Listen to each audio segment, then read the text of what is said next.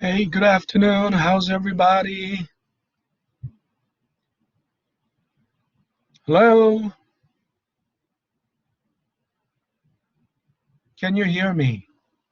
Yes, Pastor. Yes, good Good afternoon. afternoon. Hey, good afternoon. Only two people, Ophelia and Meow, and the other, the others are completely silent.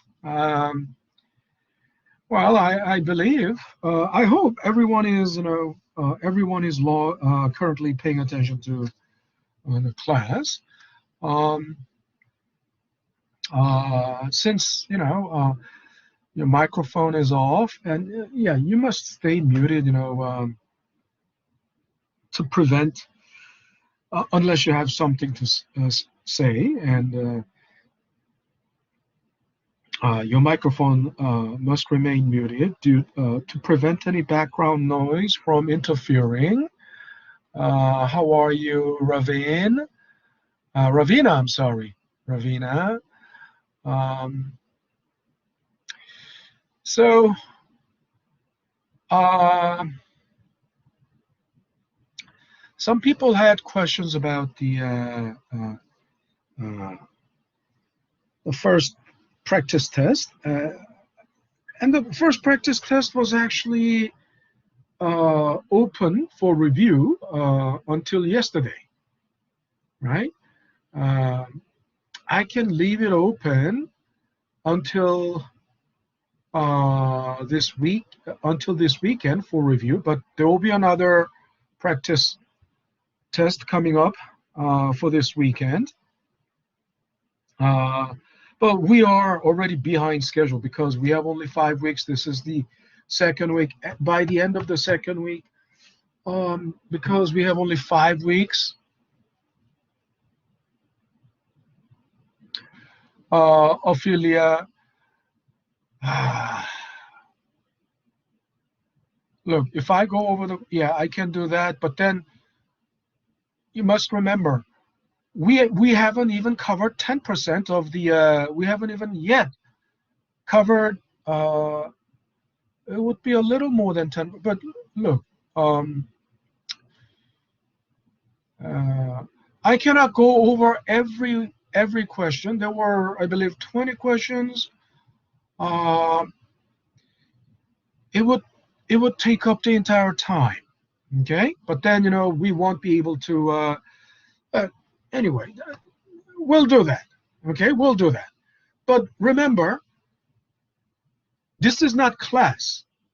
This is not the class. I mean, the collaborate session is reflection of the course materials that should have been already covered by you. You should study. You must study. That's um, because I'm delivering the lecture. Okay. Um, so maybe I'm not sharing the screen. I don't think I'm sharing the screen, but what I'm talking about is, uh, look, um,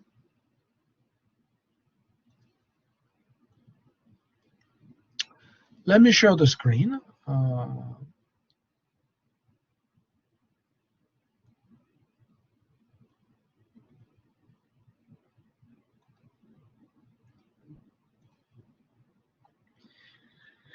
And the past, the most recent practice test, you know, uh, that wasn't even 5% of the course material, Professor, I have right? a question. And who is this? This is Ophelia speaking. This is whom? Ophelia. Ophelia? Yes. Okay, Ophelia. I have received emails about tutoring, and there are no any tutoring available. Who can Yeah. help us? None of them Uh, are available to help us. So how we gonna succeed with this uh, class? How we can understand this class? And also, if we do not understand the first class, how we going to continue with this class? well, again, I can't expect everyone to. Um, I can't expect everyone to get an A, right? I mean, some of you can fully understand. I mean, there's a variance, individual, there are individual differences in abilities, right? Mhm. As uh, some people, some, that's why some people don't even need any uh,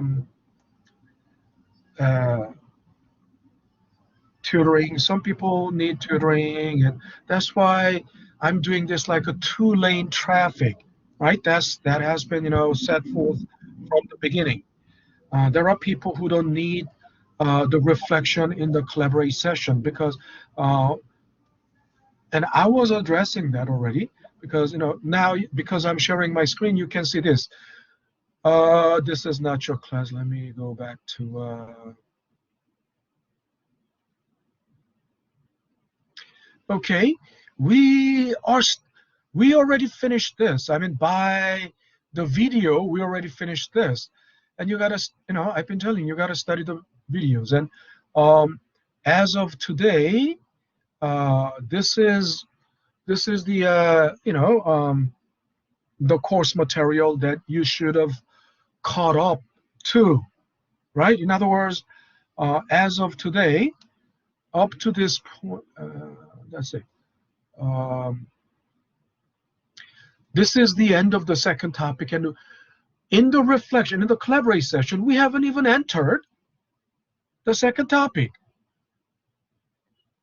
We're still reflecting on the first topic.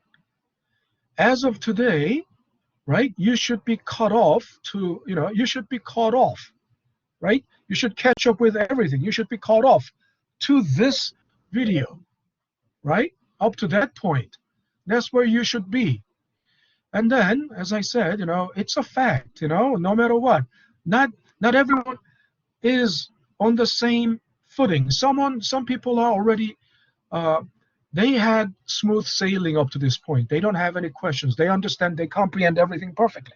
But some of you, um,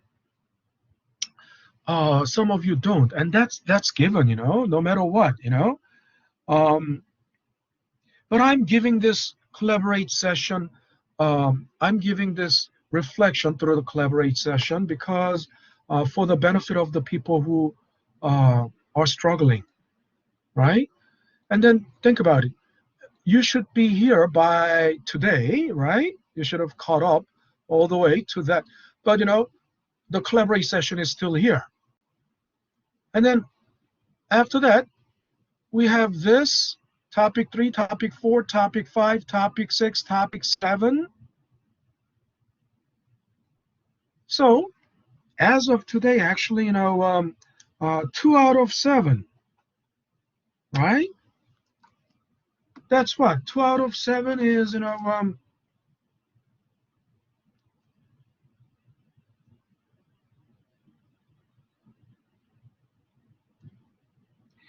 simply, that's 28% of the course. In other words, by now we should have completed 28%, right? But then still here, if you're still here struggling, still here, I don't know, that's not even, that's what, 1 out of 7, right? 1 over 7. It's like 14% of the, you haven't, by today, the milestone you have reached should be 28% of the course material.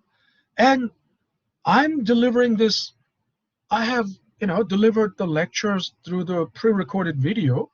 And then even on top of that, I'm reflecting, actually it should be reflecting. It should be a reflection during the collaborate session, but I'm reteaching everything all over again.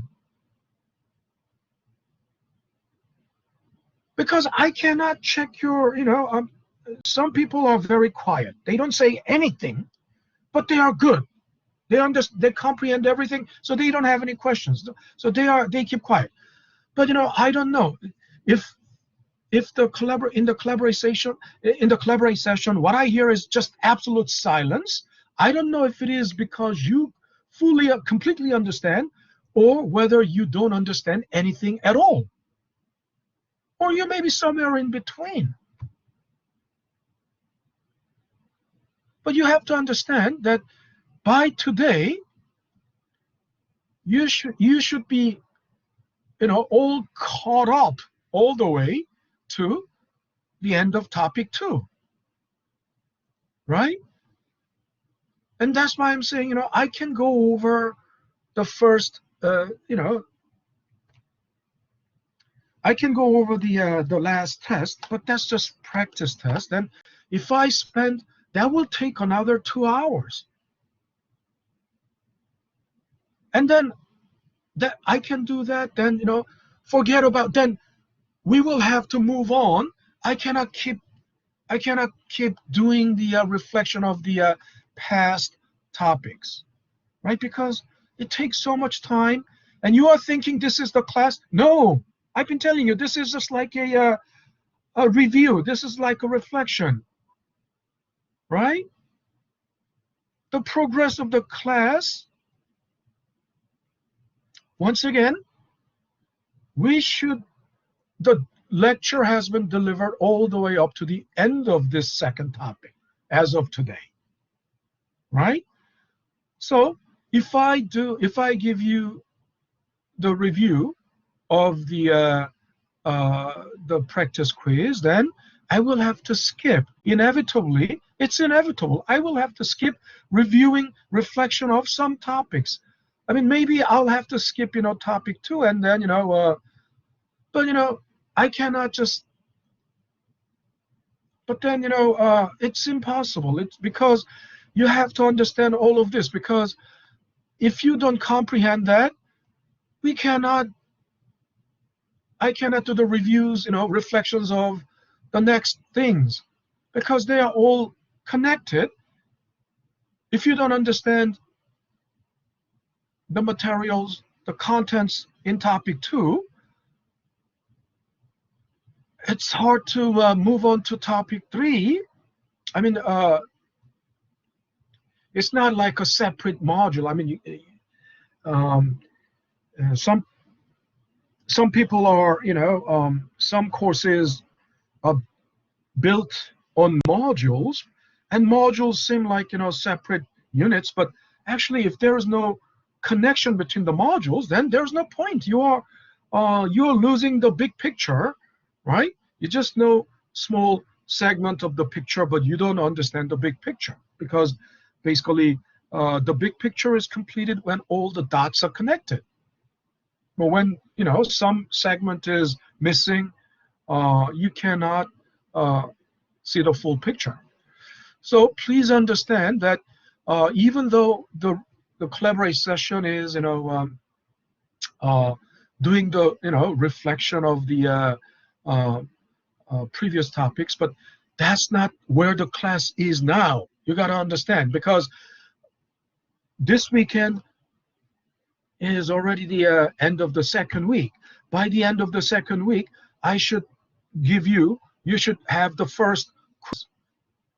Okay? And what is going there's a practice quiz that's going to be assigned. Maybe I will skip that practice quiz, or maybe it will be assigned another time. But but in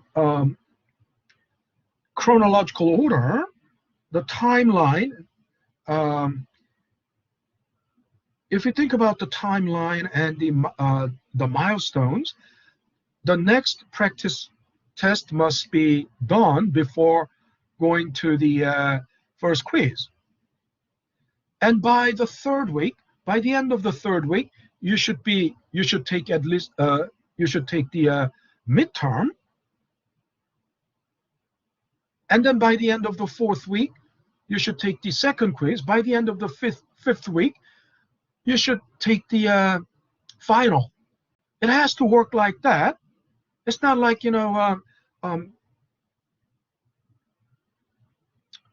It cannot be just, done in a relaxed frame. There's no, it's got a frame, right? It's got a framework that it has to stick to. It's got a schedule that it has to stick to. And it's not like, oh, if I don't understand, I don't move on. No, you have to make yourself understand. That's what you need to do on your part. That's called studying. And I told you yesterday, it takes blood, sweat, and tears. Actually, the Winston Churchill, in his own words, actually it was blood, toil, sweat, and tears. Have you ever thought about what toiling is? Toil? Toil is a hard work, back-breaking work, back-breaking labor. That's toil, right? And I know this is not an easy course. And Ophelia, you mentioned, absence of, any tutor. Yeah, think about it. This tutors are not a permanent job. Tutors are, and for this course, and I have to tell you, it's very hard to get competent tutors for this class, for a course like this, because I've been having the tutoring center or learning resources center, which is, they hire tutors, but the tutors are basically BMCC students. For other classes, it's fine. English, tutors for English, writing, or, other classes, tutors can be BMCC students, simply BMCC students who has taken that course in the past and, got A or A minus in that course. They can do that.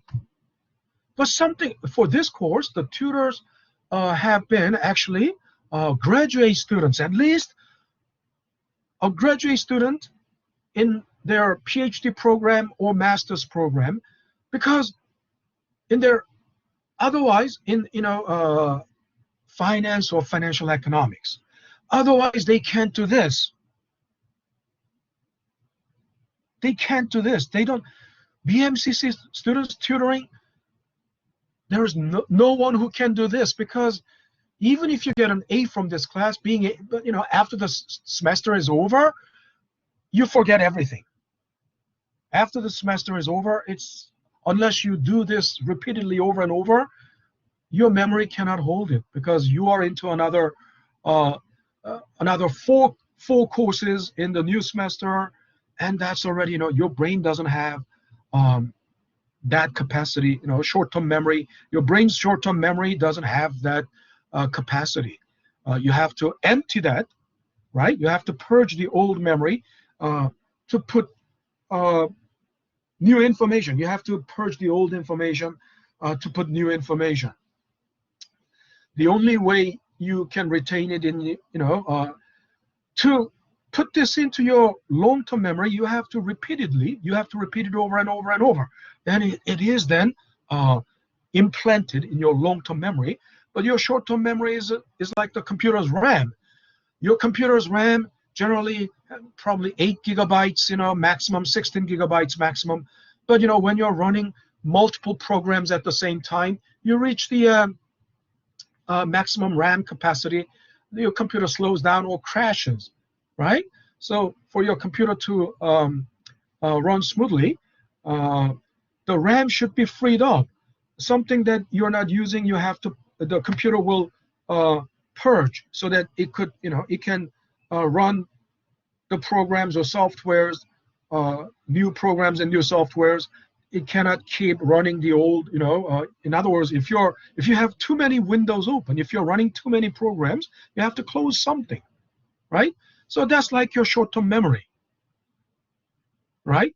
So a BMCC student, a tutor, once again, for this course, there's no tutor who is your peer. It cannot be tutored by a peer. It has to be someone who is intellectually superior to you. So in the past, I have been very selective.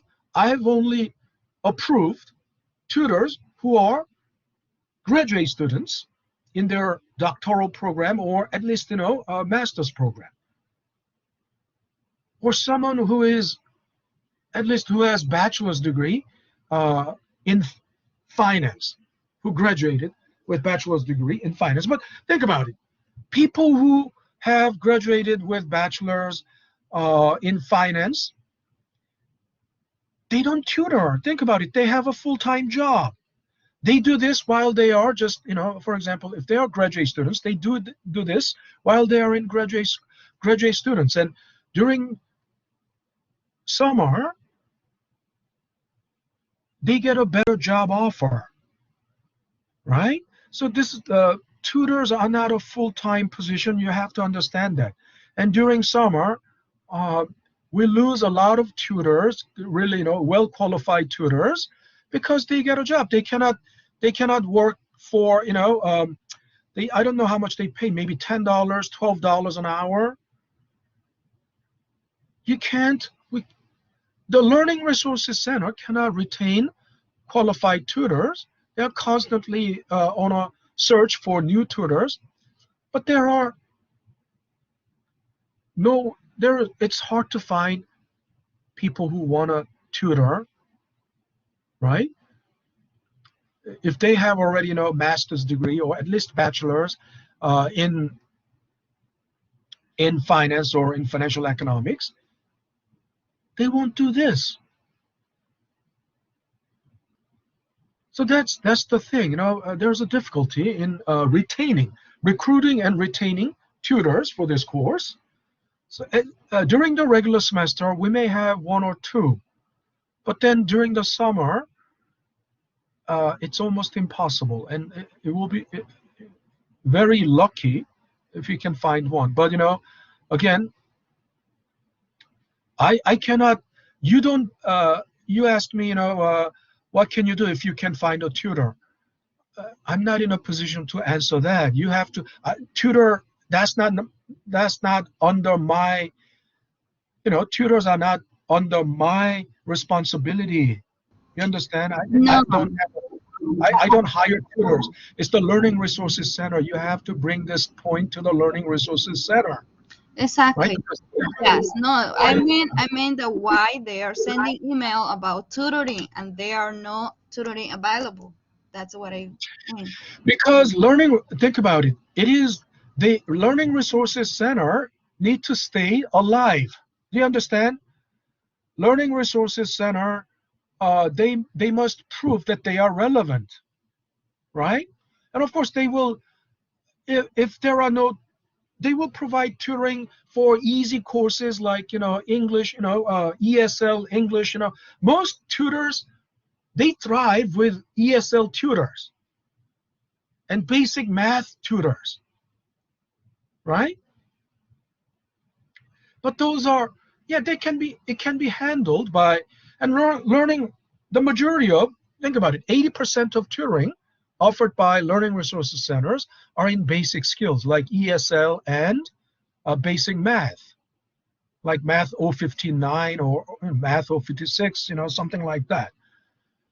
Yeah, Learning Resources Center will stay alive. In other words, if Learning Resources Center cannot provide, if Learning Resources Center cannot provide tutoring at all, then obviously there is no reason for BMCC to keep Learning Resources Centers. They will close down LRC, Learning Resources Center, and they can, the staff who are there, they will lose their jobs, but BMCC can save the budget on them, right? But the Learning Resources Center has like the director of the Learning Resources Center and probably a couple of full-time employees for Learning Resources Center.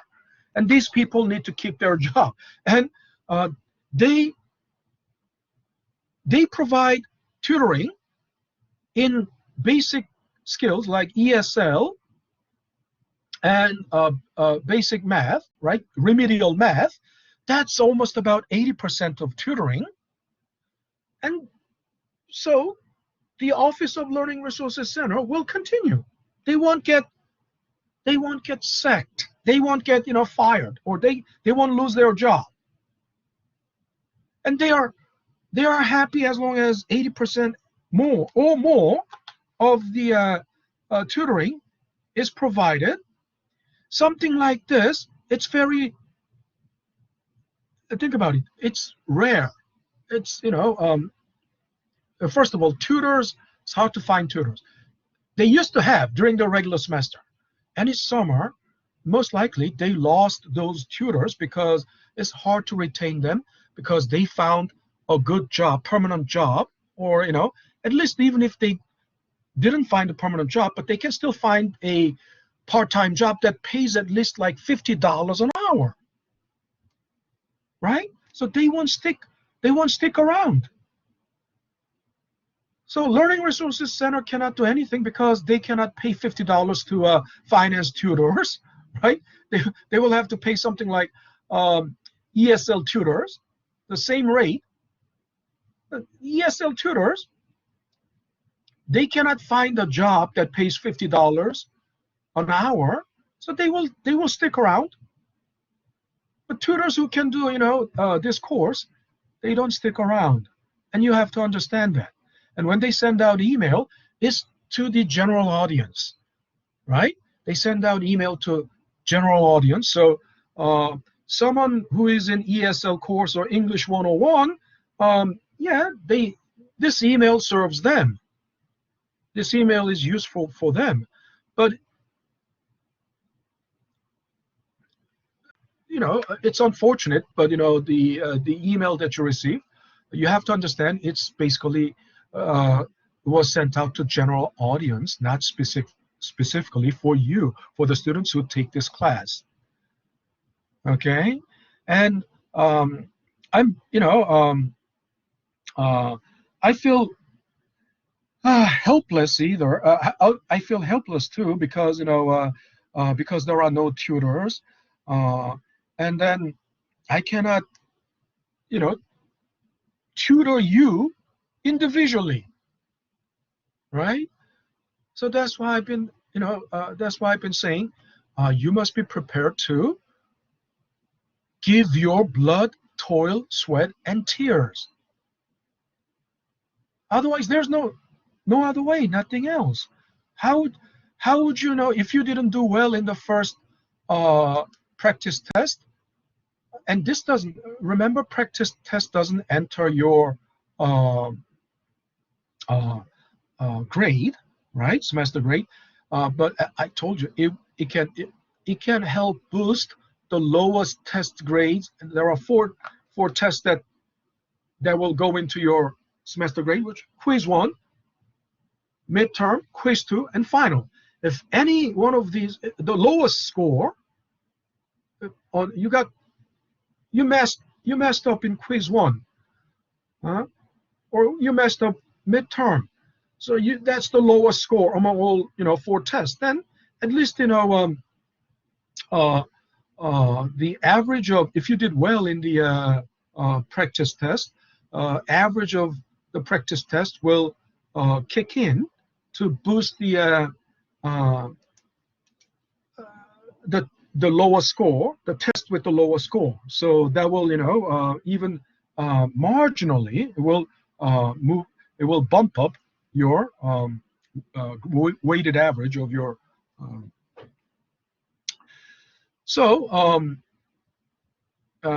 I can Ophelia, let's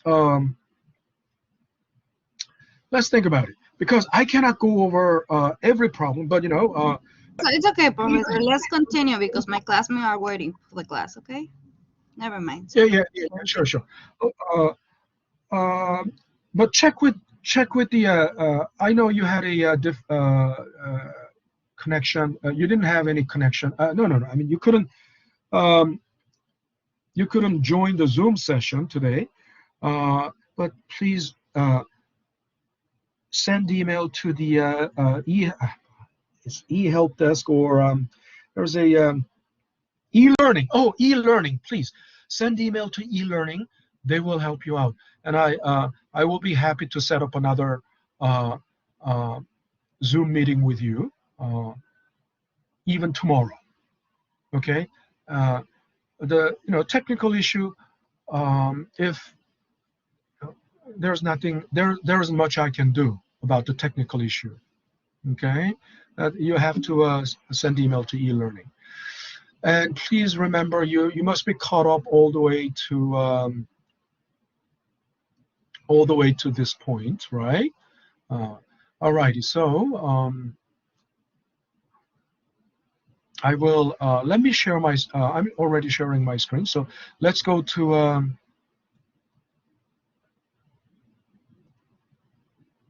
so we need to talk about the open market operation, because that's where we stopped yesterday. Remember, open market operation is what Federal Reserve does to raise or change the interest rate. But here, the interest rate I'm talking about is the long-term interest rate, because bond, remember, intervening in bond market, right? Means, first of all, bond is what? Bond is a long-term debt instrument, isn't that right? Remember, bond is a long-term debt instrument. It's not a short-term debt.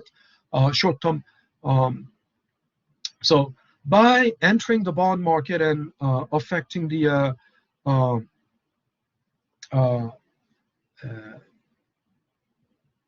bond market, that basically means Federal Reserve is trying to change the long-term interest rate, because bond is a long-term instrument, debt instrument.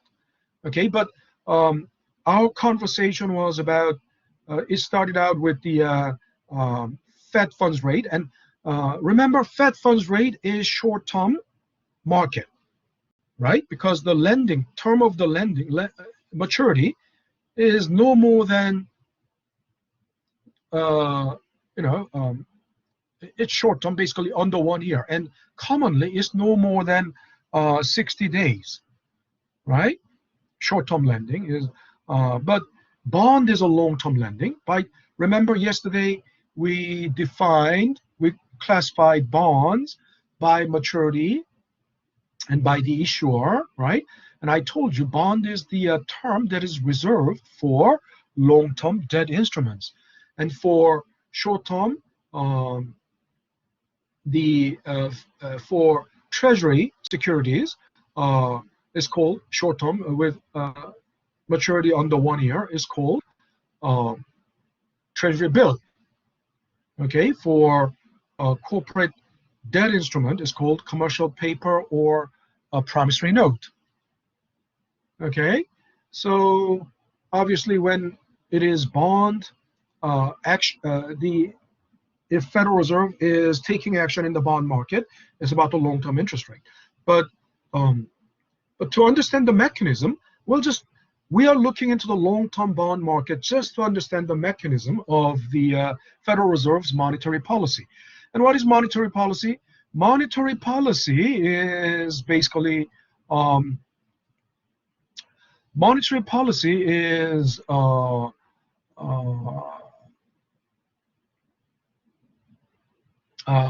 Federal Reserve's policy action to increase or decrease money supply. But first of all, let's think about this. Federal Reserve has a high stake in keeping the interest rates on the right level. And what is the right level? When the economy is overheated, raising higher interest rate is the right level. Because when the economy is overheated, you want to cool off the economy. To cool off the economy, what do you need to do? You need to decrease the money supply, right? And then if the economy is slow or economy is in recession, you have the right level, right interest rate, right level for the interest rate is low. Right level is low because low interest rate will stimulate borrowing, and it will increase money supply. And as money supply increases, the economy will take off. So it's like this. This is a kind of a logical flow, right? Think about it. If interest rate goes up, what's going to happen to borrowing? Borrowing goes down, isn't that right? Because when interest rate is high, it discourages borrowing. I don't want to borrow, right? When interest rates are high, because I don't want to pay high interest rate, right? Nobody wants the burden of paying high interest rate. So raising by if interest rate goes up, borrowing goes down, right? And always don't just think about individuals, right? I've been telling you there are individual investors and institutional investors, and also borrowing. There are individuals that borrow, but also bigger chunk in the economy, bigger chunk in the financial market is always the corporations, companies borrowing. Companies, because they are companies or corporate sector is taking a bigger chunk in the financial market, and when interest rate goes up,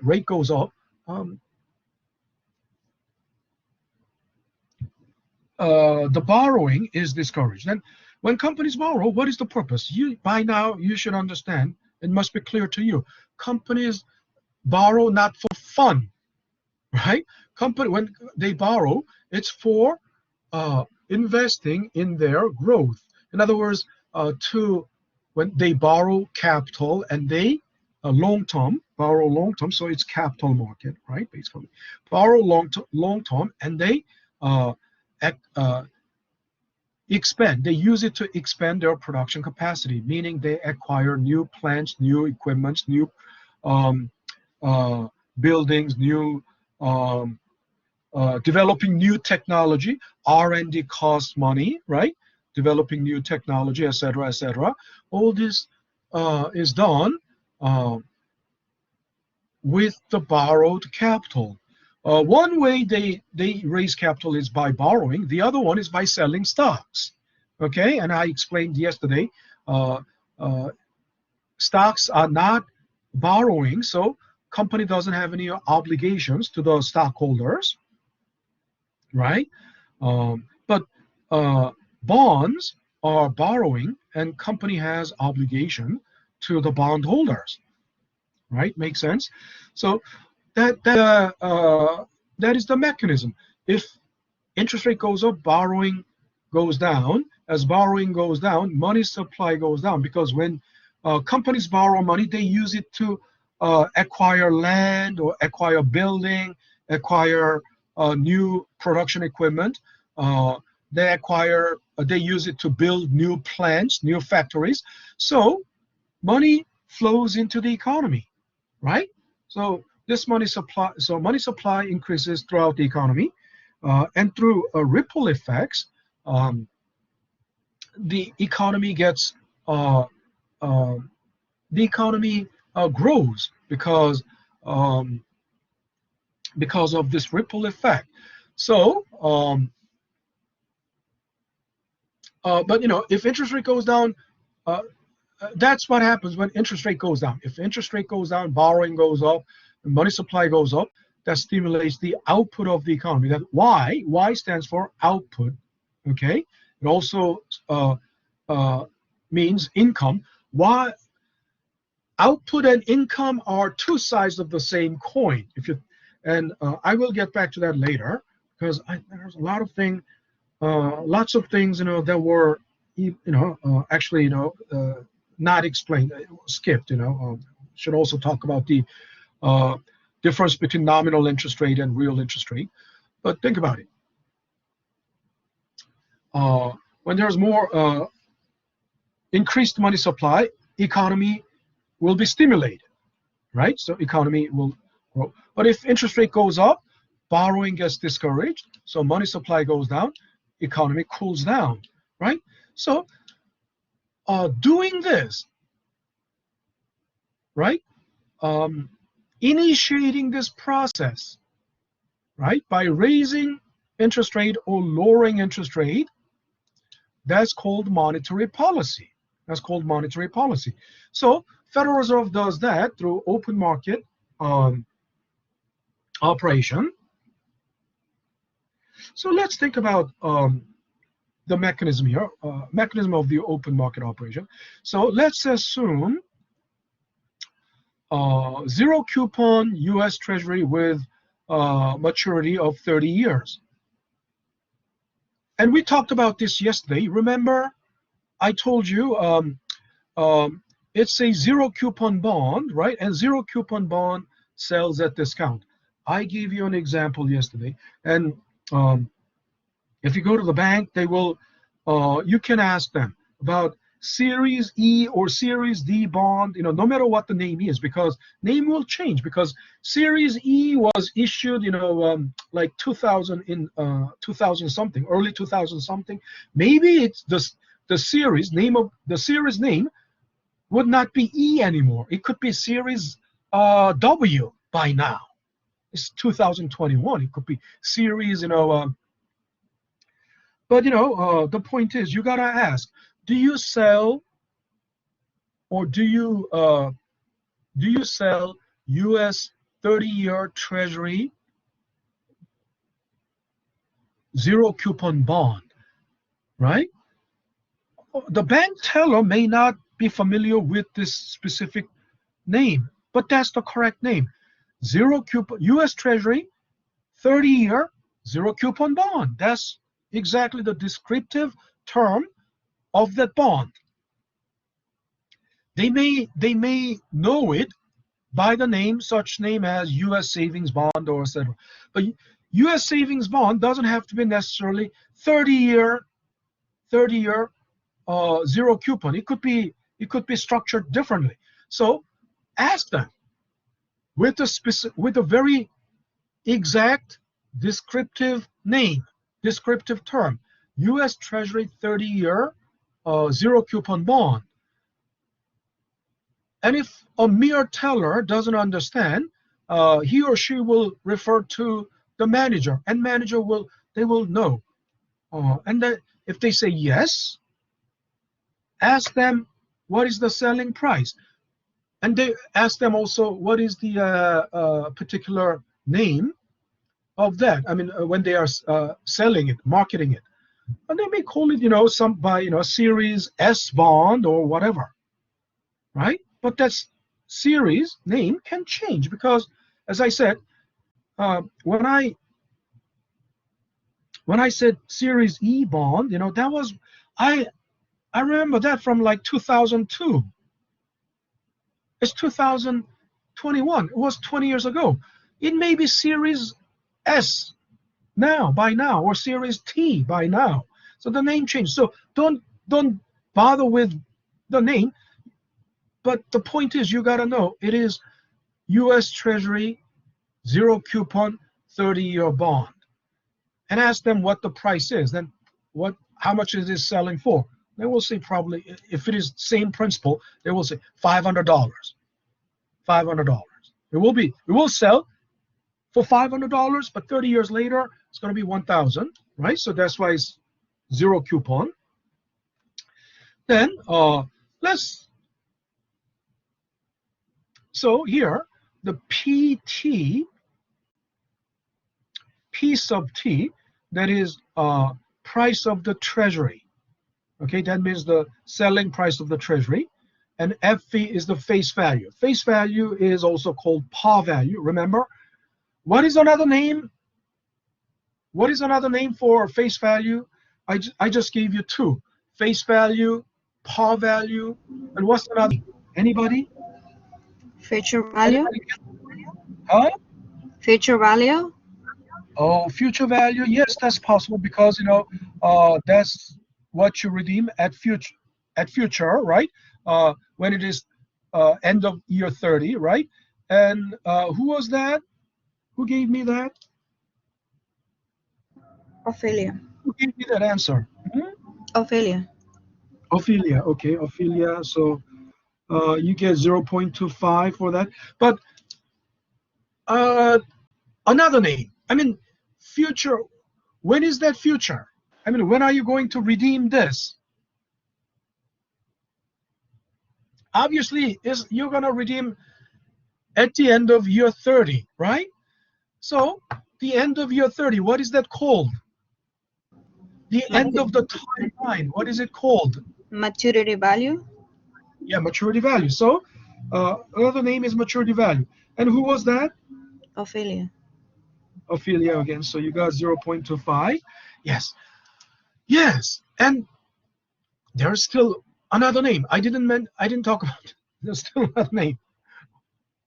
You redeem at the end of the timeline at maturity, you redeem $1,000, right? You're getting back $1,000.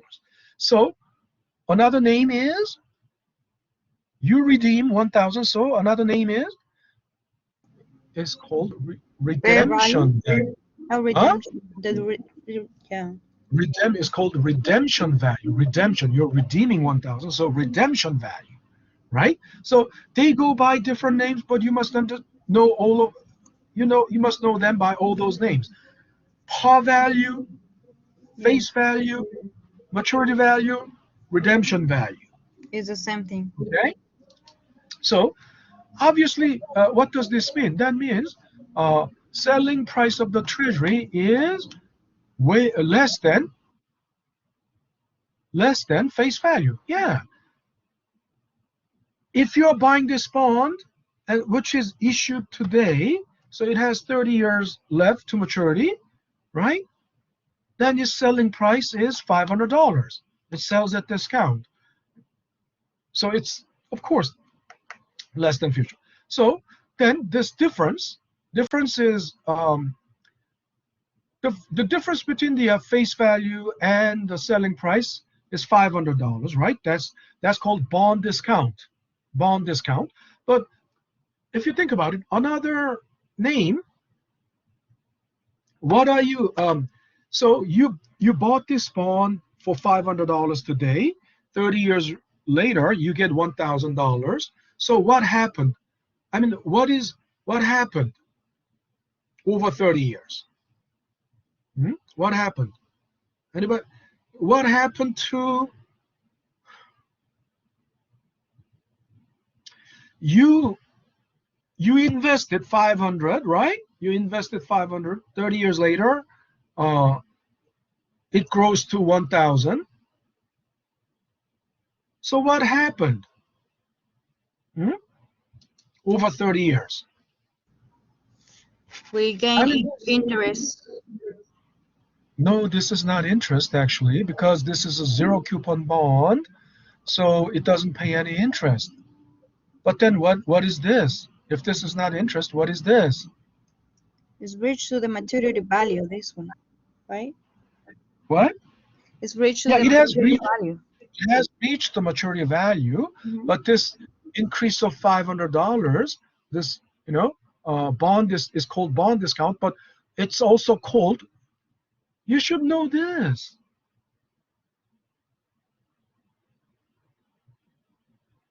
Go back to the go back to the holding period return and the house value example. Go back to that. You bought the house for 150K, and then 11 years later you sold it for 500K. What happened to the what happened? What happened between the price at time 0 and price at time 11? What happened to the price? What is that called? That increase in the house value is called what? See, this is, if we are this slow, you cannot even, remember what we just did, the whole time last week and last 2 days. This is why we can't move on. And I've been telling you, this is not class. We're just reflecting, and the class is actually already conducted on the video, through the video, and you should be caught up to today's, assigned video for today. And if we don't have this video and this is the class and we keep going like this, by the end, we can't finish even half the material because you don't remember anything. What is the future value minus P0, price at time 0? What is What is that called?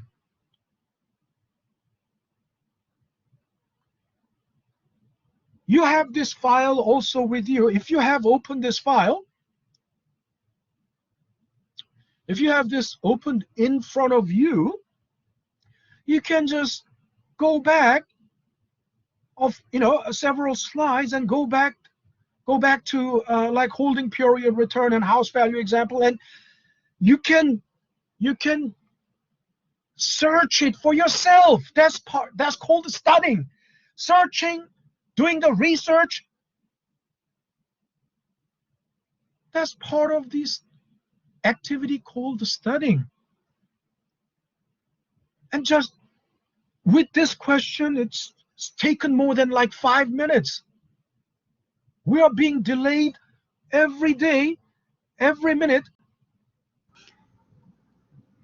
by your the feature value minus p. PT. So what is that? This difference, this difference in the price of the asset is called what? The initial value. KG. Oh, someone said what? Someone said? KG. KG. Oh, KG. Who said KG? Yingyu. Who said KG? No, who said KG? What depreciation? We It's didn't talk Yingyu. about. Who said KG? Yingyu. Inyu? Yes. Okay, thank you, Inyu. Please state your name, enunciate your name. Inyu, okay. Yeah, Inyu. Professor, is not appreciation. It's not depreciation. What does depreciation mean? Depreciation. Depreciation is a appreciation. I can barely hear you. You're very faint, so you must please try. I don't know. You must adjust your audio. It's not the volume of your speaker. It's the volume of your microphone. You gotta raise it. And you said I heard depreciation. I didn't hear. I said appreciation. You said depreciation. That's what I heard. Appreciation. But depreciation is decrease in value. Huh? Literally, depreciation is decrease in value. And if $500 went up to 1,000, that's clearly not depreciation. It's appreciation, actually. Appreciation. Right? But in you said kg. You got 0.25, but what is kg? Income. No, kg is not Like income. cash flow. Think about it. When you say kg, you should think about what that kg stands for. It's an acronym. So what does it stand for?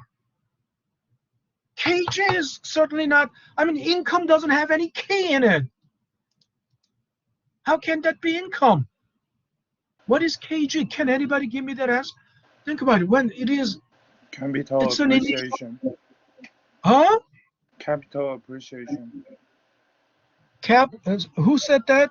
Please enunciate. Capital what? Appreciation. Capital appreciation or depreciation? Appreciation. Appreciation. Okay. Please state clearly, enunciate, state clearly with attitude. Okay, with a firm attitude. I'm not saying with a bad or sarcastic attitude, because when people say, oh, he has an attitude, that means generally that person has a sarcastic attitude. But of course, it's not, bold attitude. What I'm saying is with a bold and firm attitude. Enunciate, please. And who said that? Capital appreciation, who said that? ZIQUN. Huang. Oh, please enunciate your name. I asked who said that. Don't just say, I don't did, just state your name clearly. Jiakong Huang. Ji Quan? Yeah. Oh, Did you say Ji Quan? Okay, alrighty. I don't Ji Quan Huang. Okay, I will give you 0.25 for that.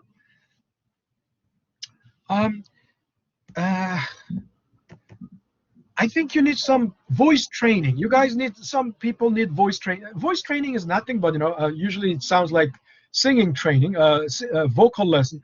But, it's like holding, holding your breath for, maintaining your breath.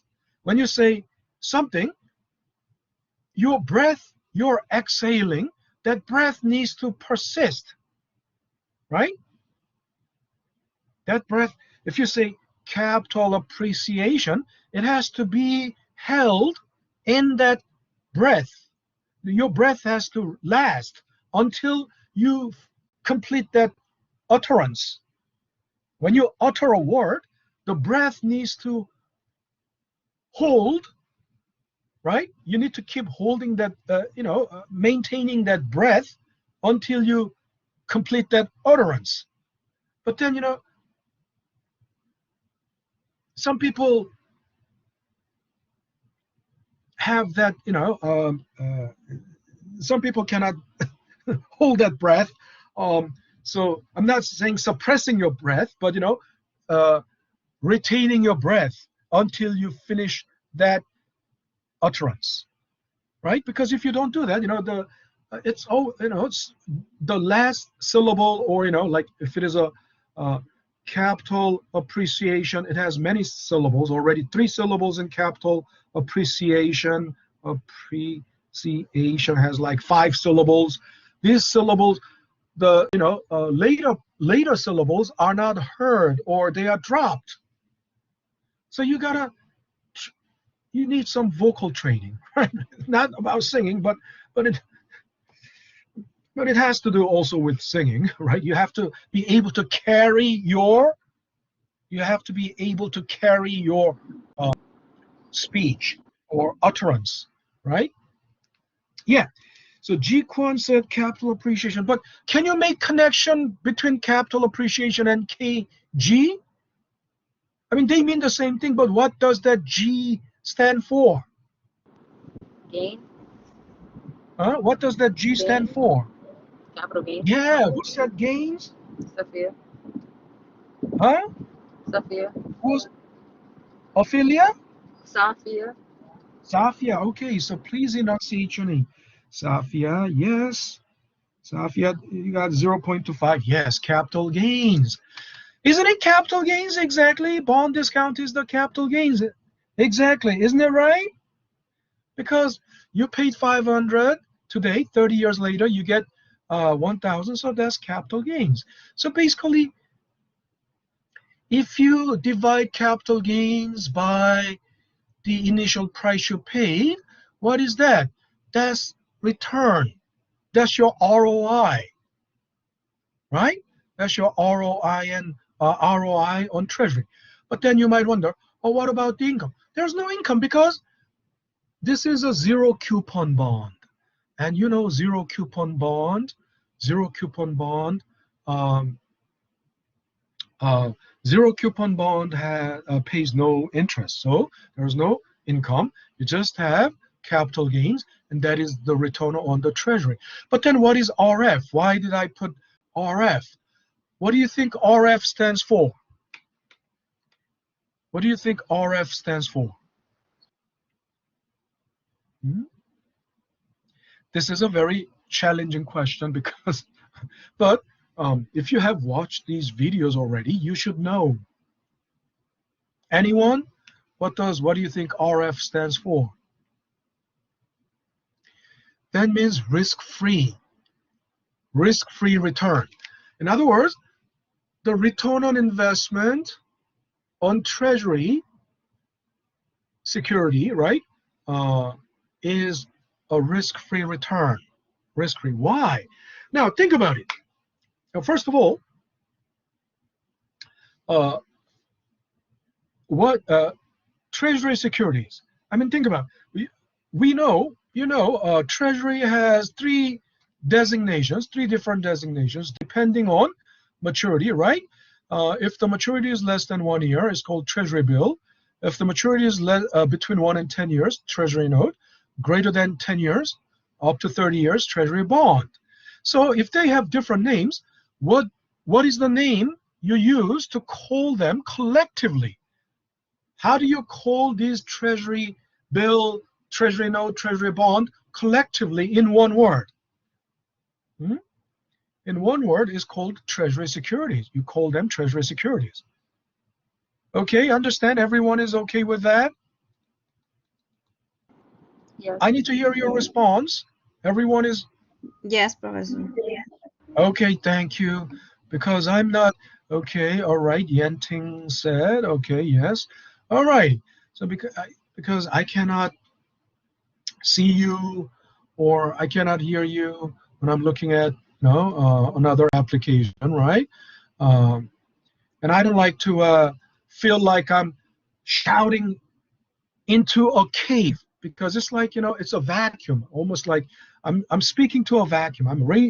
I'm almost screaming, but what's the point if you're shouting at a vacuum or you're shouting into a hollow cave?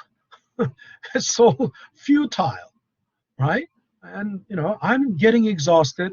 I'm putting in my I'm pouring in my soul and my heart. I'm pouring in all my energy.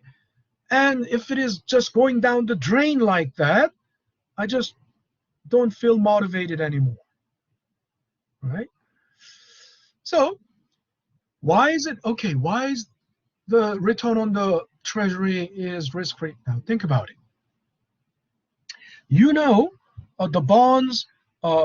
The companies have credit ratings just like individuals. Some companies have excellent credit ratings. Some companies are risky. And I told you credit ratings are generally, there are 9 grades in credit rating, like A or triple A, and there are more. Actually, let me look this up. It's gonna take. You have this actually in.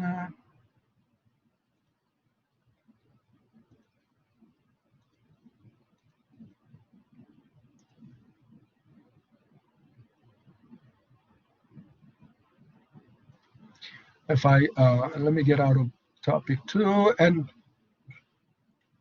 when you go to bond, topic 4 is going to be there are corporate bond ratings, right? You see this corporate bond rating system? There are largely three credit rating agencies. Moody's, Standard & Poor's, and IBC Fitch. Fitch IBC is British. It's UK agency. And then Moody's and Standard & Poor's are US rating agencies. They use, it's very similar. Triple A, double A, single A, triple B, double B. So obviously, you don't like the investment grade is triple B and above. Below triple B, it's risky, of course. And then if it is C, lowest quality, poor prospects of attaining real investment. There are Ds. There's D ratings. It's not shown here, but if it is in D ratings, that means the company has already defaulted, right, etc. But then even in A, AAA, there's AAA plus, AAA minus, AA plus, AA minus. There's more, further classifications. Okay. So let me go back now. But think about it. When you put your money in a bank, right? When you put your money in the savings bank, I told you, the bank pays you guaranteed interest. Although it is But it is guaranteed. Although it is like 0.1%, it is guaranteed, right? So it is risk-free. You understand? It is risk-free. Bank interest rate is risk-free. It's just immaterial. It's just immaterial. 0.1%. What is that? I mean, if you put $1,000, right? It's $1, right? 0.1%. It's $1. Actually, it's even lower than that. But it's guaranteed. Why? Because anyway, no matter what the bank does with that money, right? They can lose that money, but it will average out. Some bank makes like 20% return on some loans or some investments, but it loses all of it. Maybe 100% negative 100% return or 0% return, but at least on average they can pay more than pay you 0.1%, but they will pay you 0.1%. So that's guaranteed. It's risk-free. Risk-free. Understand?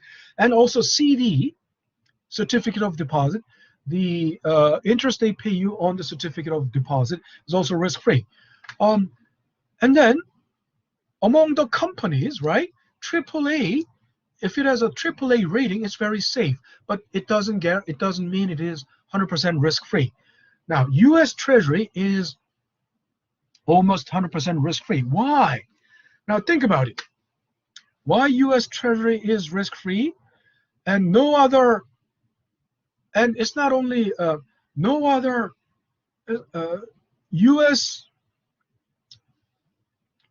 within U.S. Treasury is much safer than corporate bonds, and in other countries, the sovereign bonds. You understand what sovereign bond is? I talked about it yesterday.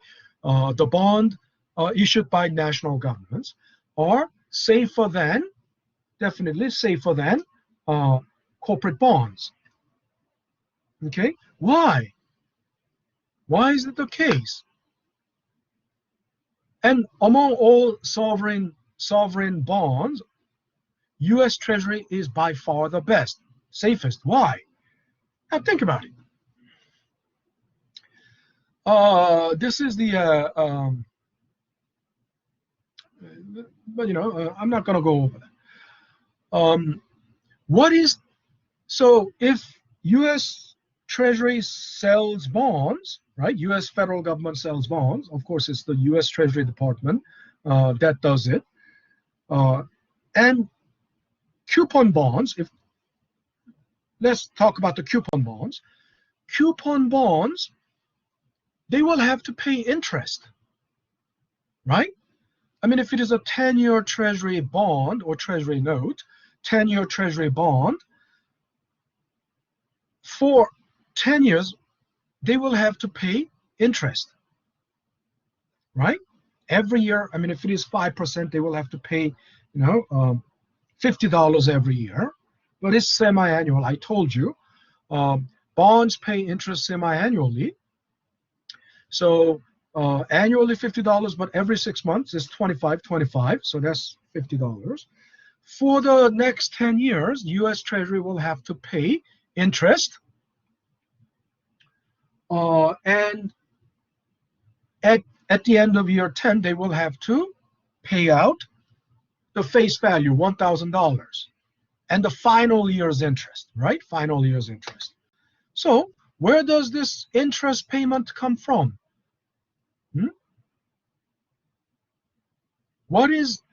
Think about it. U.S. federal government must have income to pay out this interest. Don't you think? Yes. Of course. Yes. Only one person replied. Yes. And I need, okay, don't keep quiet. If you're keeping quiet, I will give you a penalty, right? If you don't respond to me instantaneously, within 5 seconds, I need instantaneous response. Within 5 seconds, if you don't give me a response, I will give you a penalty. I will take off 0.25. I will take out from everyone. Okay, so give response, quick response within. Let's think about it. Yeah, of course they have to. You must have income to pay out interest and pay out the, par value, maturity value at the end of the timeline. So then think about it. What is the income of U.S. federal government? And Taxes. Tax. Yeah, who said Sophia. taxes? Who was the Sophia. Sophia. Okay, Sophia, you got 0.25 for that. Yes, the income for any government, any national government, is the tax revenue, taxes, right? And think about it. Tax revenue is, if you think about it, tax revenue is some percentage of everyone's income, isn't it right? And not just people, but also corporations, right? Tax, everyone is paying, not only individuals, but also institutions pay some percentage of their income, their revenue, as taxes, right? So if we take the average of all those percentages, right? I mean, let's say in the US, on average, right?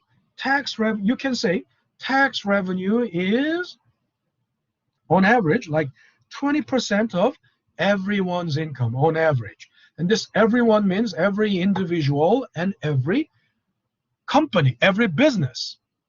Make sense? But then the income of every individual and every business is called what? If you aggregate, right? If you add up all the individual income and annual individual income and annual income of businesses, right? Annual corporate income plus every annual corporate income and every individual annual income. If you add them up, if you aggregate all of that, what is that called? If you add up everybody's income, individual and business, on annual basis, what should it be called? It's a common sense question. Nobody gets this? I'll have to take penalty points from everyone. What is that called? The total of everybody's income in this country, in the United States. What is that called? Taxes? What? There's a treasury bills or taxes. How do you call that?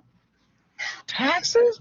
No. GDP? You don't pay everything, all of your income as taxes? GDP? GDP. Who said GDP? Yanting. Yenting. Okay, Yenting. I'll give you 0.25 for that.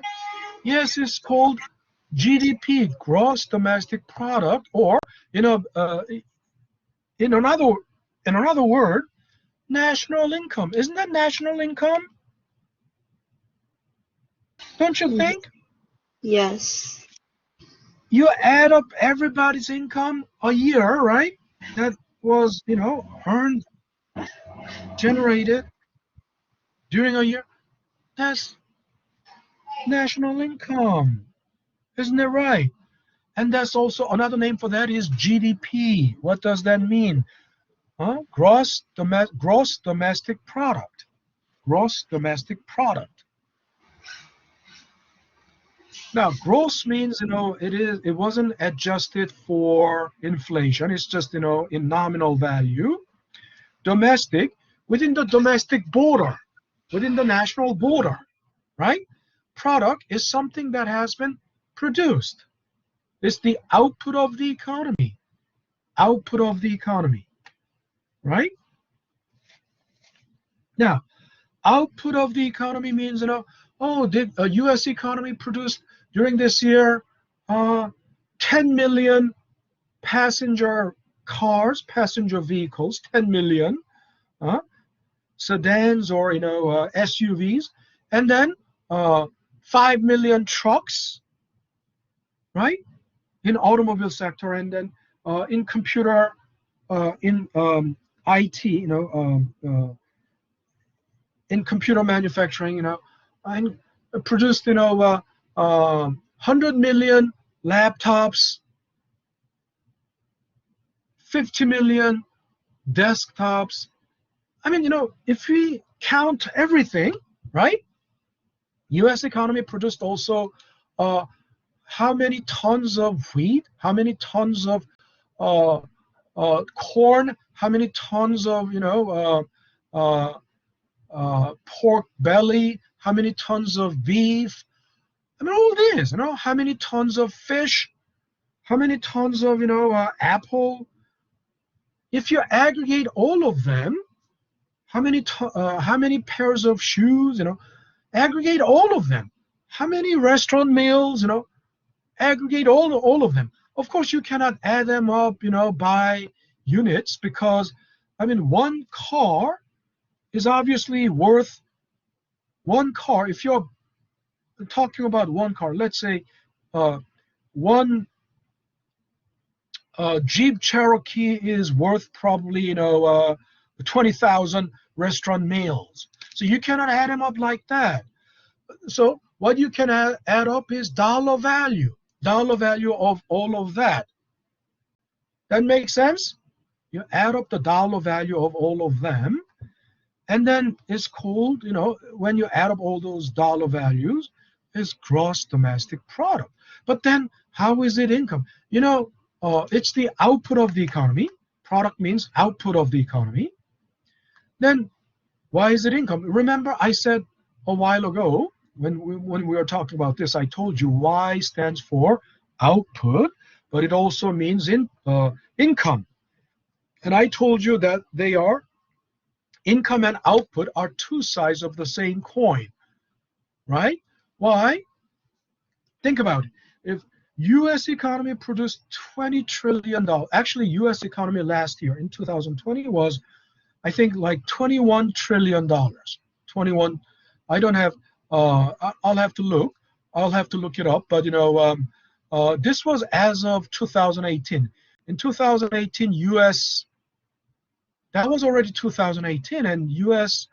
GDP was more than 20 trillion. EU was almost 16 trillion.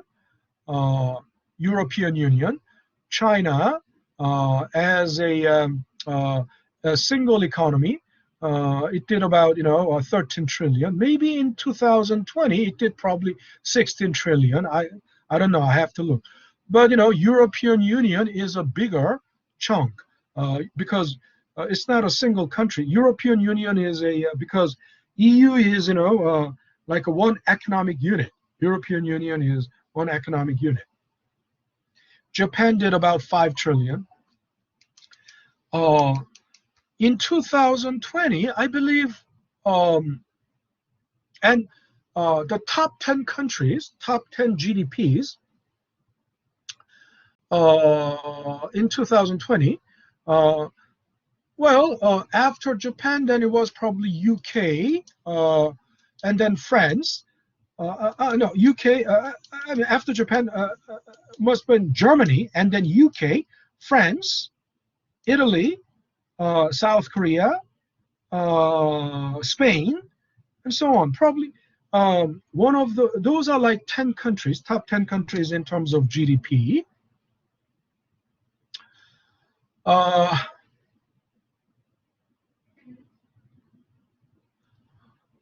But think about it. I said tax revenue is some percentage of GDP, national income. And I said, GDP, the output and income are two sides of the same coin. Why? Because if the US GDP is $2 trillion, that's what US economy produced. And then that is distributed, actually that's distributed within the US. Some was exported, there was some export, but most of it was redistributed across the US economy again. For example, if I worked in an auto industry, right? If I work in Tesla, Tesla's revenue, I mean, so Tesla sold 10,000 cars. Tesla sold 10,000 cars, and let's say 1 million cars. And, you know, so each Tesla model, on average, each Tesla is, $50,000, let's say, on average. And 50,000 times 1 million is what? Huh? 50,000 times 50K times 1 million is 500 5 million. 5 million. 100.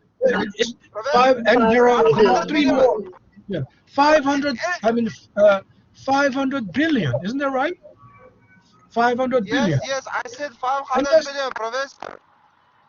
Okay. So who said that? Who said that?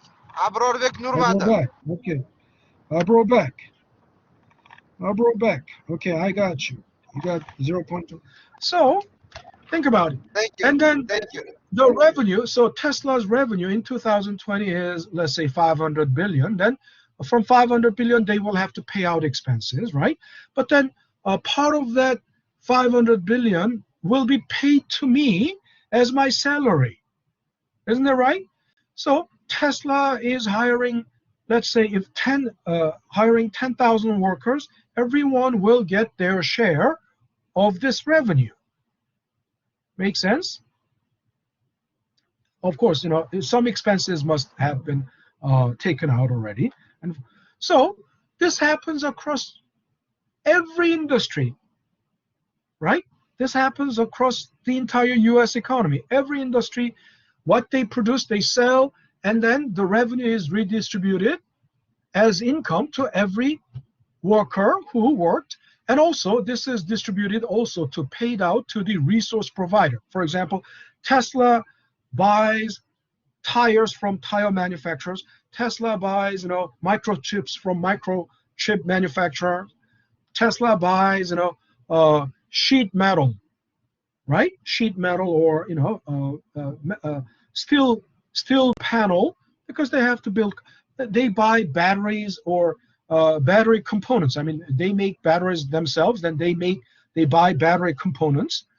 All these things are redistributed as income to those resource providers. Make sense? So that's why GDP is income. Now think about it. So now it took a lot of time, but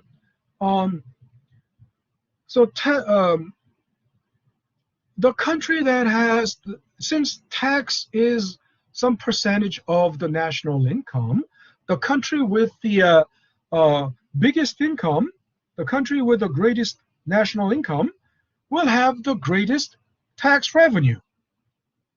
Do you understand? Now think about it. On average, if we take the average of these, tax rates of every the top 10 countries, and let's say the average of the tax rate is 20%.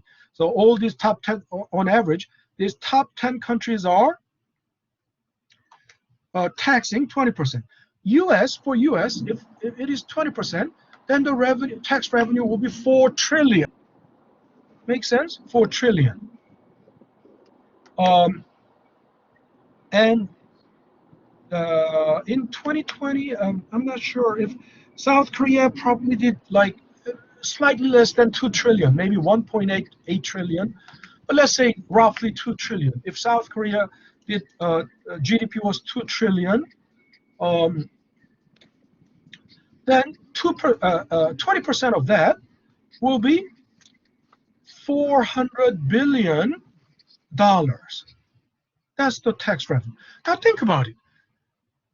Of all the national governments, the one that has the greatest tax revenue will have the greatest resource to pay out, to pay back their debt. Does that make sense? A country like US can take on like, a debt of, like $10 trillion. I mean, obviously, if annual tax revenue is 4 trillion, I mean, you cannot meet 10 trillion. But the 10 trillion doesn't become due suddenly in 1 year, right? They become due in like gradually.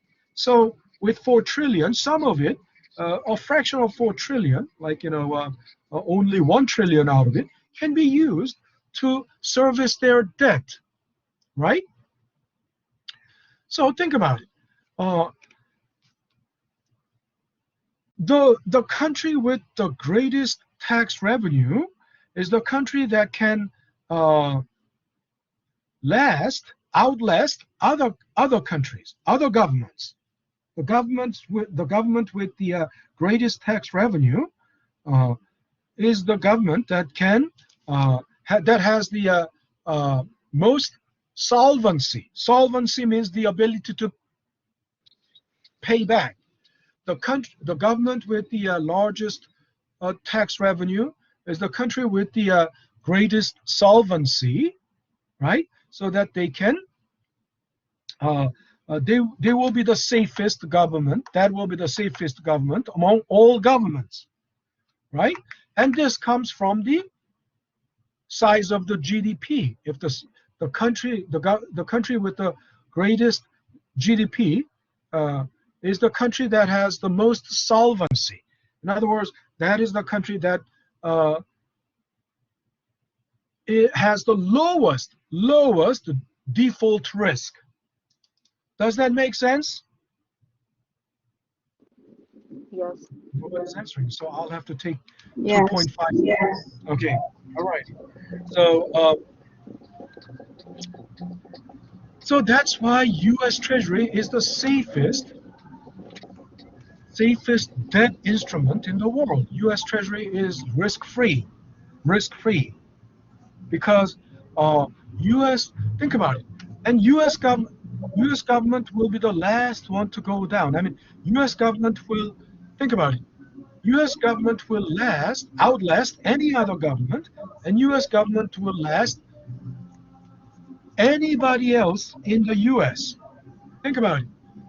U.S. government will stand as long as there is one corporation and one individual still standing. Let's say the economy, U.S. economy, every economy, the world is in disaster, and all the businesses are crashing. But the U.S. government will stand until the last minute, as long as there is one company, one corporation, one company, one business, and one individual still standing to pay taxes. Does that make sense? All business fails, right? There is a global disaster, global crisis, global financial crisis, global pandemic, global war, whatever. All the businesses fail, right?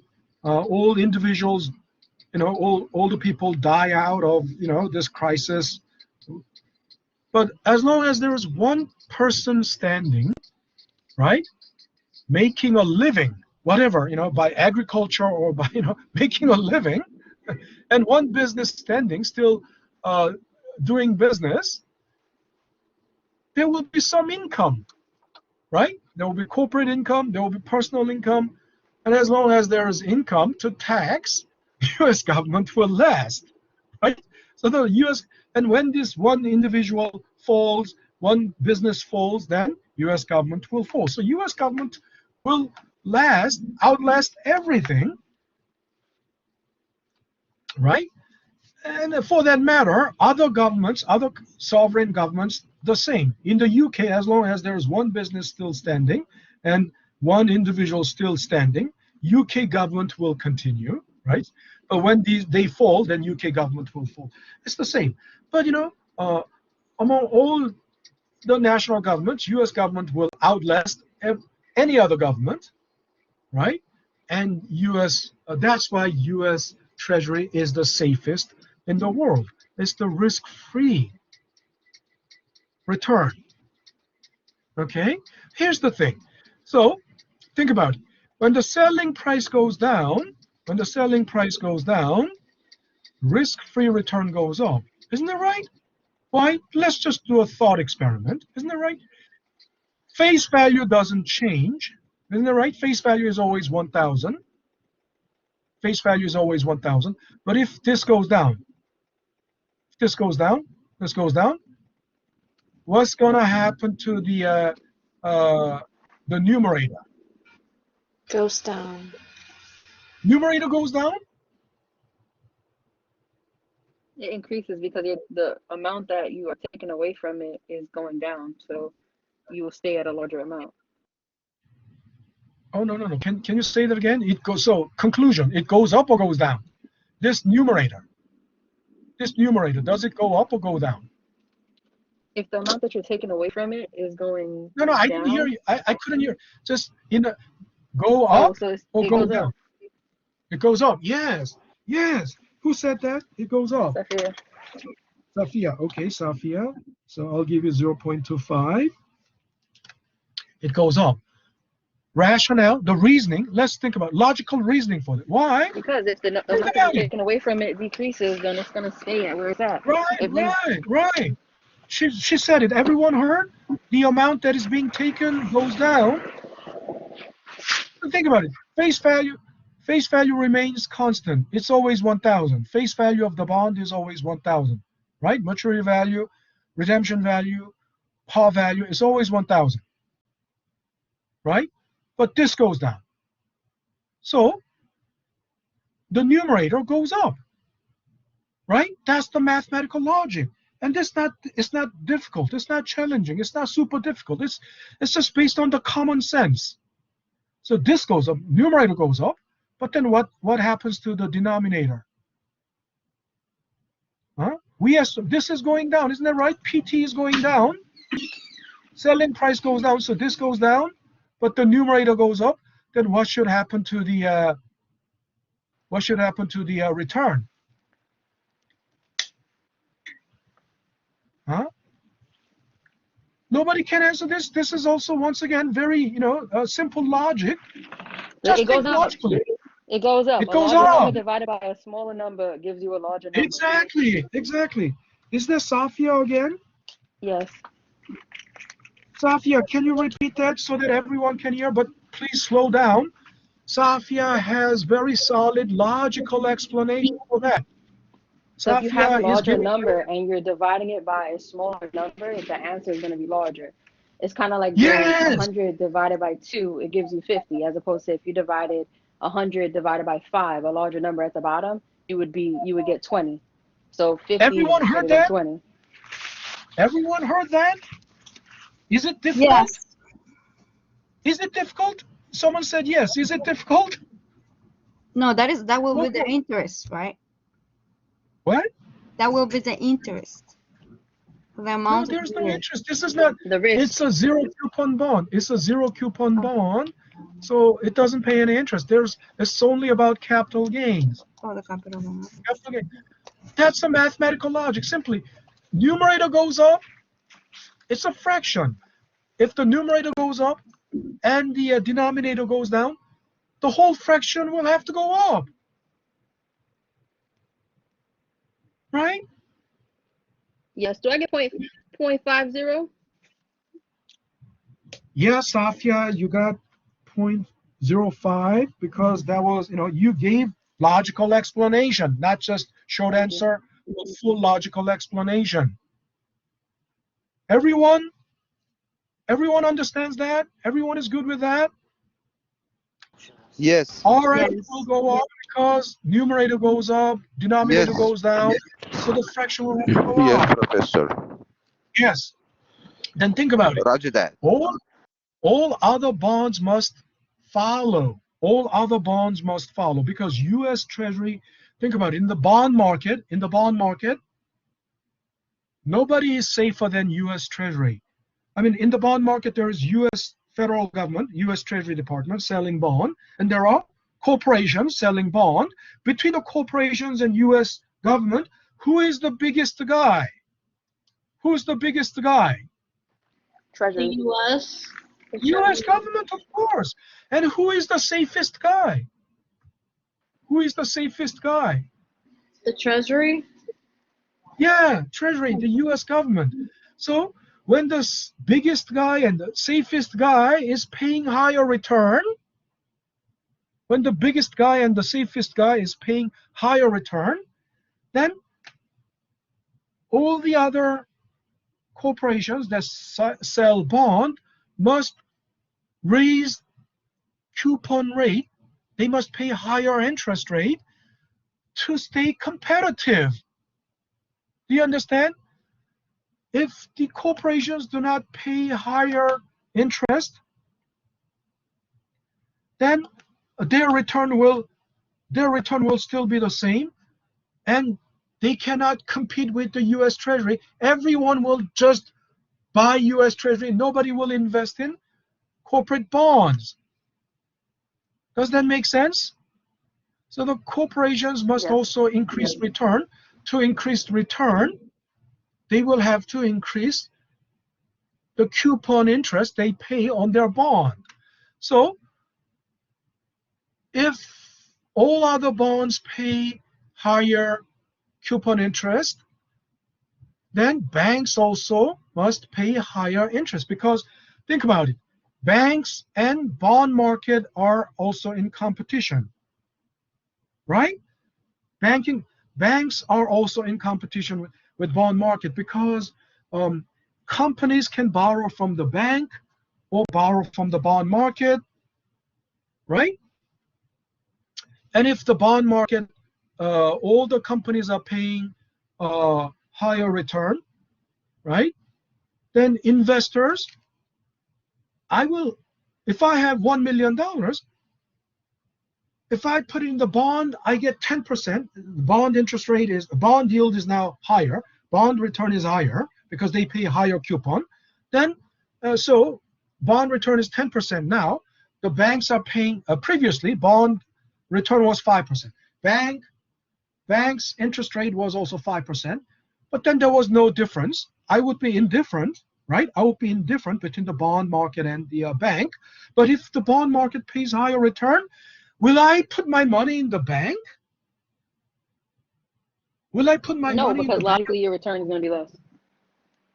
What do you mean? Yes, you I said yeah. no. No, I said No. no, because logically your return is going to be less. Yeah. So no, you won't put your money in the bank. You should put your money in the bond, and then the bank will be starving because there is no one putting their money in the bank. Make sense? So then, to stay competitive, what should the bank do? They will also have to follow. They will have to Increase the interest. realign their rates. Okay, therefore, overall interest rate will go up in the economy. But then, how does the Federal Reserve lower the price of their treasury? Think about it. What they do is they sell more treasury. If they release more treasury securities in the market, then what's going to happen to the price of the treasury? The value is less because there's too much of It it. will have to go down because there's more supply. When there's more supply of anything and the demand is constant, demand doesn't change that much, but the supply goes up, the price will have to go down. Okay? That's what happens, right? By selling more treasury bond, treasury notes, right? Price of the treasury goes down. That raises the return on the treasury, and overall interest rate will go up. Then what happens to the money supply? When interest rate goes up, that sounds like a good news, right? Think about it. If you have money and if you're putting that money in the bank, right? If you are a lender, this is a good news, but it's a bad news for the borrowers. Isn't it right? When interest rate goes up, it's a bad news for the borrowers. Remember that? When interest rate goes up, it discourages borrowing. Borrowing goes down, money supply goes down. Then as money supply goes down, the economy cools off. Remember that? So what is this? This is, this completes the picture now. I mean, previously, yeah, that makes sense. We understand if interest rate goes up, it's a burden from the borrower's perspective, right? So borrowing goes down, then money supply goes down, so economy cools off. And when interest rate goes down, it's the mirror image. Borrowing goes up, money supply goes up, economy gets stimulated, right?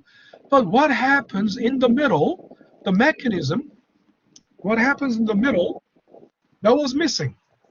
And that picture is complete now. What happens in the middle? Why does the interest rate go up? It's because the Federal Reserve sells more treasury, and then price goes down, rate goes up, risk-free return goes up, interest rate, money supply, economy cools off. Okay, so this is the action that the Federal Reserve will take when the economy is overheating, right? When the economy is slowing down, economy is in recession, they will take the opposite action. They buy back. It's actually buying back because they already sold treasury into the market. Bondholders are holding, investors are holding treasury. They buy it back. They buy back, right? They buy back those treasuries. And what happens? Buying back is a demand. Buying back is increasing demand. So as demand increases, price will go up. Make sense? As demand increases, price will go up. So think about it. When price goes up and face value is constant, so numerator goes down and denominator goes up. When numerator goes down, denominator goes up, then the fraction will have to go down. Isn't that right? It's exactly the mirror image. So this is just a mathematical logic. There's nothing, no fancy frill here, right? This is not like,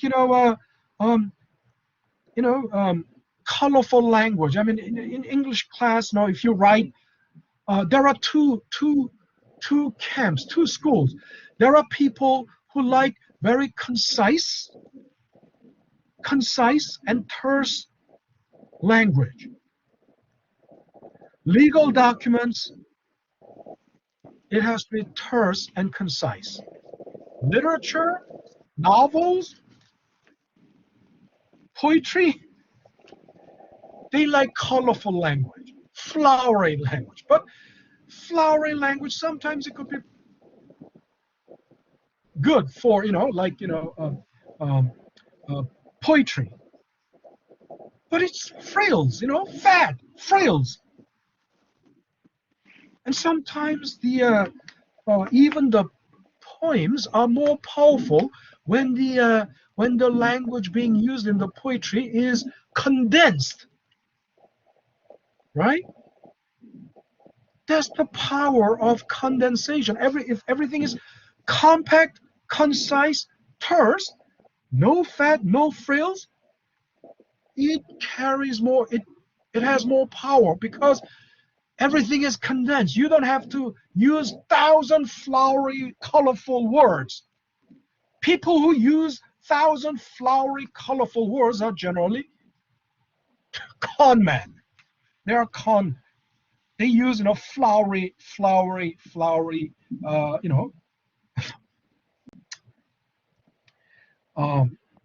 they are verbose.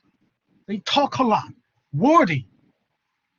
I'm giving a lecture, so I can't help being wordy, but I'm not using any, fancy, colorful language. I try to make it as concise as possible. And math is concise. Math is the crystallization of conciseness. This is something, if explained by words, it would have taken like 1,000 words. But just arrows, arrowhead, right, arrowhead pointing to the right. This is a step, gradually, the logical step that happens. The mechanism, it describes the mechanism. This is something I want you to be able to achieve, being able to describe the mechanism, right, in a very concise way, right? And the mathematical logic, which isn't very difficult, is the backbone of all that, right? So this way, Federal Reserve, by engaging in the bond market, they change interest rate and they change money supply, okay? And then it changed the course of the economy, and that's called monetary policy. Okay, that's called monetary policy. And the one important thing about it is that, once again, this is market mechanism. This is done all through the market mechanism. Federal Reserve doesn't say, oh, because we are Federal Reserve, we are the authority, monetary authority, let the interest rate be 5% from tomorrow. No, nobody can,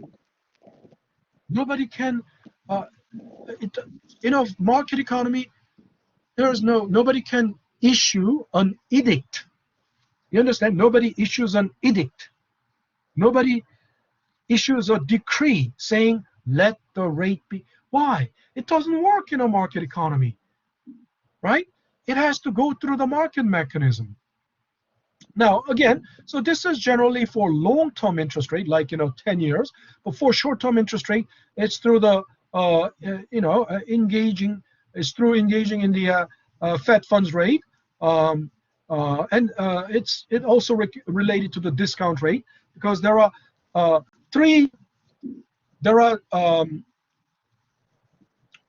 mechanisms, three tools Federal Reserve uses to affect for monetary policy. In other words, for affecting interest rate. One is open market operation that I already explained. The other one is discount rate, and the other one is reserve ratio. And I cannot go over this today. And you can also read about it. I mean, you can watch the video about it, because I already gave it in the lecture, in the video. You can watch the video and study. Pour yourself into it. Okay, you cannot just watch the video and comprehend it completely. You have to analyze it. Why is it like this? Why? Oh, what happened before this? Why is it like this? Oh, what's the missing link here? Oh, the intermediate step is explained here. In other words, you need to give your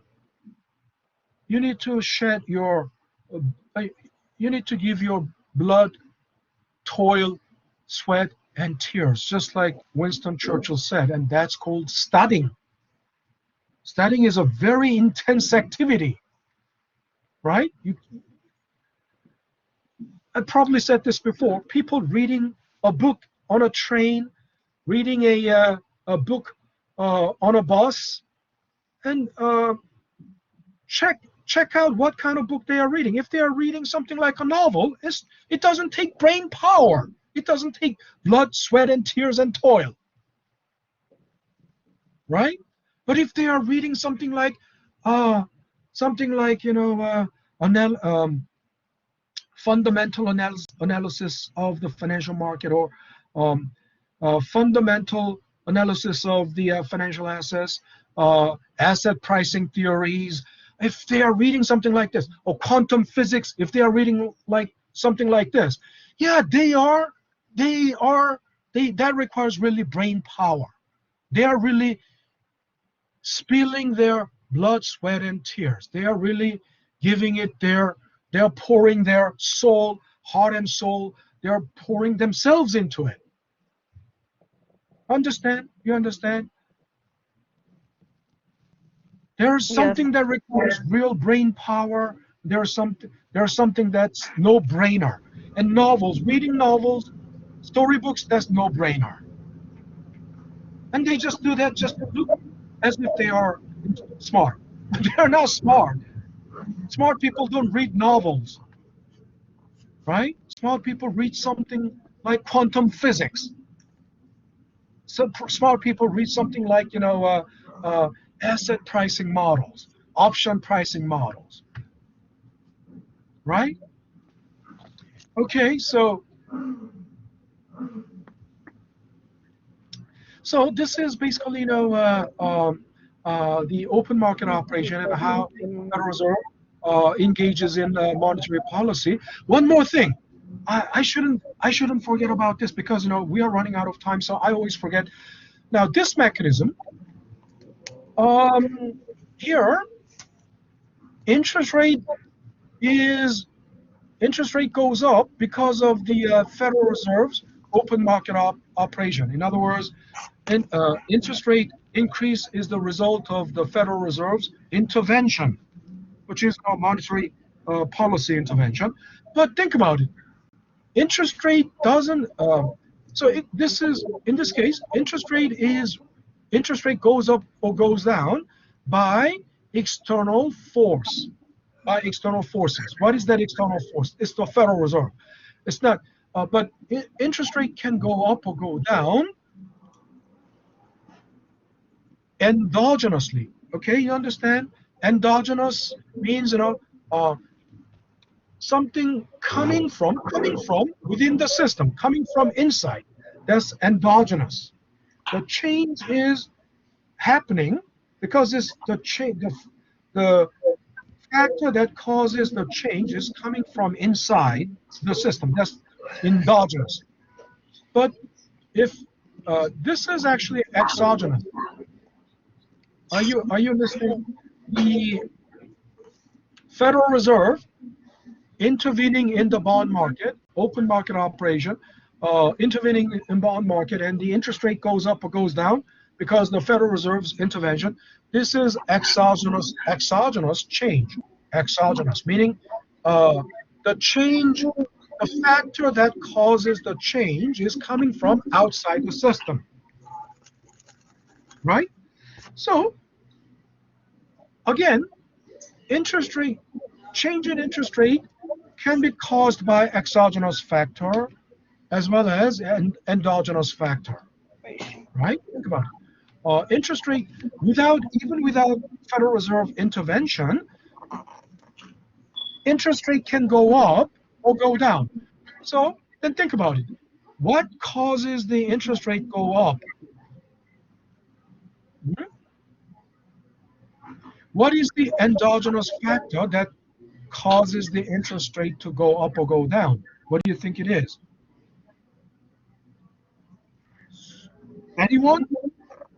Should I take 0.25 off from everybody? Huh? Decrease of supply. Oh, someone said what? Say it again. Decrease of supply. The decrease of supply. BPs of supply. What is BP? Decrease. Okay. Decrease in supply, or okay. Yeah. Yeah, so if Look. there's like less bonds, then essentially No. the interest is going to go up because there's more demand. Before talking about decrease in supply, yeah, that's true. But it's demand and supply. Demand and supply. Think about it. Demand and supply. Everything. Think about it. I told you, interest rate is the price. It's a kind of price. Interest rate is also a kind of price, isn't that right? Interest rate is also a kind of price. Yes. You guys owe me 20 minutes. You guys owe me 20 minutes from yesterday, so I should have already called it a day. Yeah, but I told you, interest rate is also a kind of price. And the price for what? Borrowing money, isn't that right? Interest rate is the price for borrowing money, isn't that right? So think about it. If there is a huge demand, if there's a strong demand for borrowing money, interest rate will automatically go up. And if there's no demand, if the demand is weak for borrowing money, interest rate will automatically go down. But then what causes the demand for borrowing go up? Look, if the economy is thriving, there will be more demand for borrowing. Why? If the economy is growing like 10% a year, every business will try to expand. They will want to take this advantage of this economic growth. 10% economic growth is huge. 10% economic growth means what? The demand for your products across the economy, on average, demand for everything grows by 10% a year, right? On average. Then you would need to increase your production capacity by 10%. So you need capital to do that. So what do? You go to the bond market or go to the banks to borrow money. So if the economy is heated, if the economy is growing, like, the interest rate will go up, right? But if the economy is slowing down, the interest rate will go down. But then again, this is a self-defeating thing. For example, if interest rate goes up, think about it. Because the demand for borrowing pushed up the interest rate. But if the interest rate keeps going up, what's going to happen? It's going to discourage borrowing, even if the economy is growing at 10%. But think about it. If the interest rate is 15%, if the interest rate is 15%, this will discourage borrowing. So it will be self-defeating. Because, look, if economy grows at 10%, so you borrowed money, and your revenue, your sales will grow. Your sale will grow by 10% on average. That means your revenue will grow on average by 10%. But with 10% growth in revenue, it's hard to keep up with paying 15% interest. If the interest grew less than 10%, there is still room for borrowing.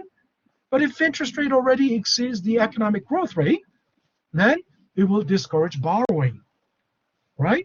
So it will, automatically, right? That's the mechanism.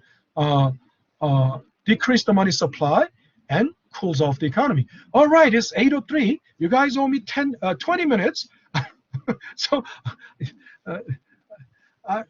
you still, I couldn't get back my 20 minutes. So tomorrow, you guys owe me 5 minutes. Okay, so I will have to, we call it a day here, stop recording,